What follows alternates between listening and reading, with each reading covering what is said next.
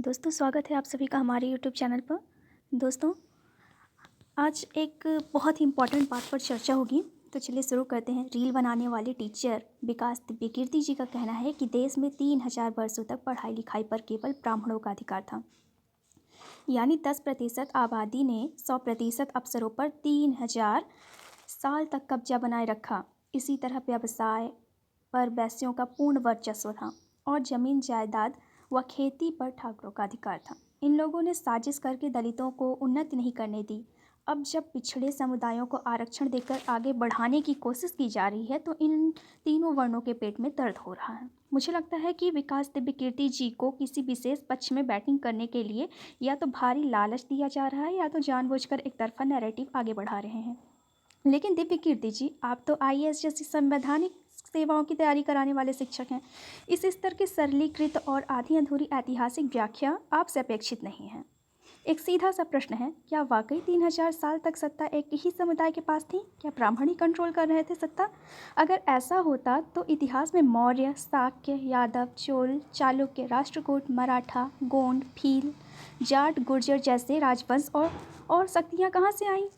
मौर्य साम्राज्य चंद्रगुप्त और अशोक के नेतृत्व में भारत का पहला महान साम्राज्य था, जिनको दलित अपना पूर्वज बताते हैं। शाक्य वंश से बुद्ध का जन्म हुआ।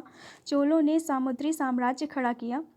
मराठों ने मुगल सत्ता को निर्णायक चुनौती दी। गोंड और भील जैसे जनजातीय समुदायों के अपने स्वतंत्र राज्य और प्रशासन थे। इन सभी कालों में ब्राह्मण समाज मौजूद था, लेकिन सत्ता का संचालन सैन्य शक्ति, संगठन, राजनीति से हुआ, किसी जातिगत आरक्षण या एकाधिकार से नहीं।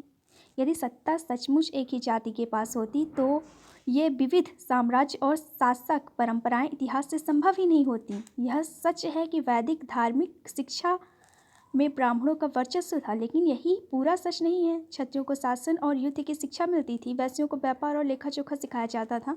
बौद्ध और जैन परंपराओं में जाति आधारित रोक नहीं थी। नालंदा और तक्षशिला जैसे विश्वविद्यालयों में विविध सामाजिक पृष्ठभूमियों के विद्यार्थी पढ़ते थे। चीनी यात्री हेनसांग ने भी भारत को एक बहुशैक्षणिक और बहुसांस्कृतिक समाज के रूप में वर्णित किया है, न कि किसी एक जाति के पूर्ण कब्जे वाले समाज के रूप में। हकीकत यह है कि दिव्यकीर्ति जी की 12वीं सदी के बाद भारत के बड़े हिस्से लंबे समय तक विदेशी मूल की सत्ता के अधीन रहे। तुर्क, अफगान सल्तनत, मुगल और फिर अंग्रेज। जब देश स्वयं सदियों तक राजनीतिक अस्थिरता और विदेशी प्रभुत्व से जूझता रहा, तब यह कहना कि एक ही जाति ने 3000 साल तक लगातार आपको दबाया, ऐतिहासिक जटिलताओं को नकारने जैसा है।